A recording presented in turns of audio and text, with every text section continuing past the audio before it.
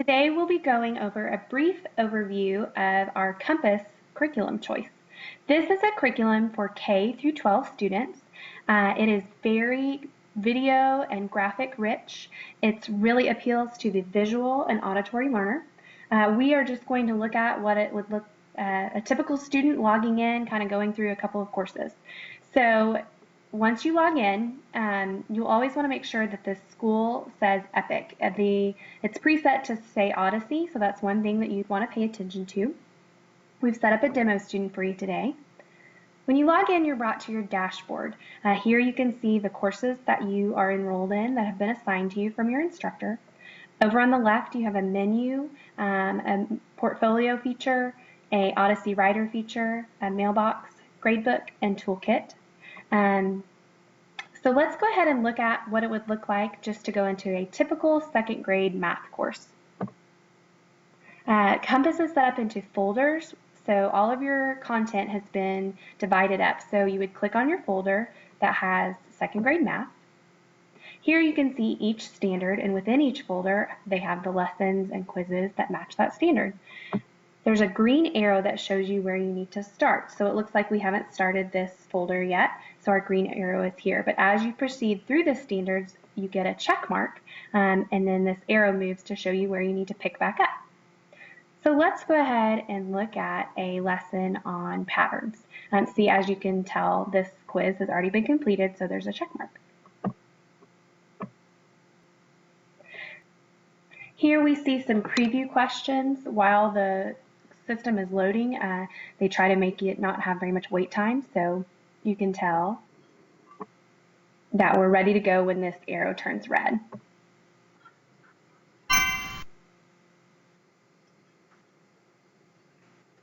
What's that, Bongo? A note from Granny. Oh boy. Dear Bongo, I broke my favorite necklace. Can you help me put the beads back on the string? Follow the pattern on the string.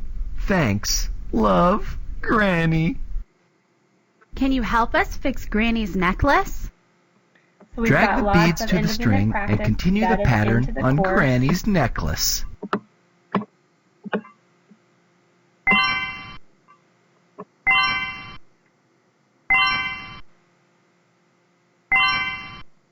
You followed the pattern and finished the necklace.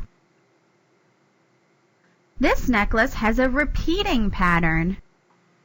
I thought it had a color pattern. Red, blue, red, blue, red, blue, red, blue, red, blue, red, blue. It has a repeating pattern that uses color. Part of the pattern is used over and over. This part with the red, then the blue, is the part that repeats. I get it. To finish a repeating pattern, I can just make the repeating part over and over again. Click the beads that finish the pattern. The underlined beads show the part that repeats.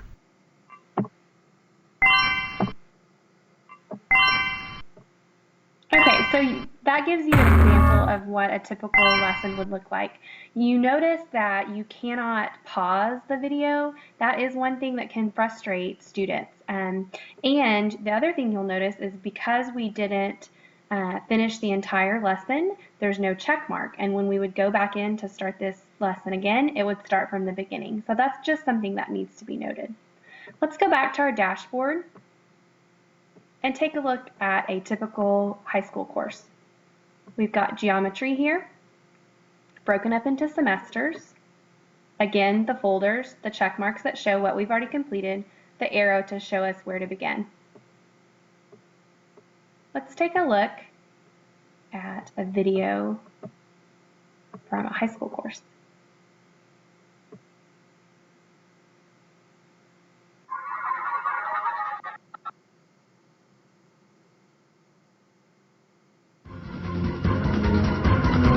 Equation invasion!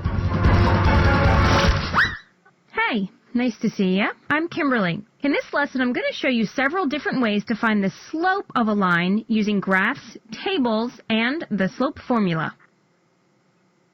And while you're watching, take note of the various ways to find the slope of a line. Also, look for the different forms in which the information you need to find the slope can be shown. So we talked a little bit about finding the slope by rising and running, but graphing really isn't the most efficient way to find the slope. We actually have a formula that helps us with this. Now I know formula might sound a little intimidating, but as long as we understand what the different pieces mean, it's a cinch to use. So if I ask you to find the slope of a line that passes through the points 2, 1, and 3, -2, here's the slope formula that'll help us do that. Well, the first thing we need to remember is that slope is the rise over 1, or the delta y over delta x. All this formula is telling us is how to find that change in y and how to find the change of x by looking at two specific points. We can also look at a transcript two, that tells us exactly what they're saying, which can be helpful in our notes. Let's go back here. We also have a toolkit feature for geometry. So I could have a calculator, look at some conversion charts. There is a specific toolkit for most high school courses. Let's go back to our home page and take a look at this menu. So we have our portfolio, which is a great place for students and parents to be able to track progress. Say I'm a parent and I want to see exactly what my student has worked on this week. I have a timeline of recent activity. I can look at all the courses that are assigned, and I can also run reports. I can select the subject, so let's choose geometry.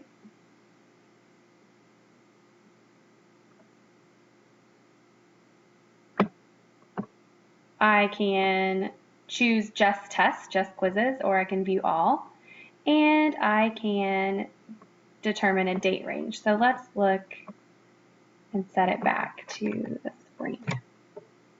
And then it's going to generate a report for me that will show exactly when my assignment was completed, what time I logged in, how long I spent, and what the result was.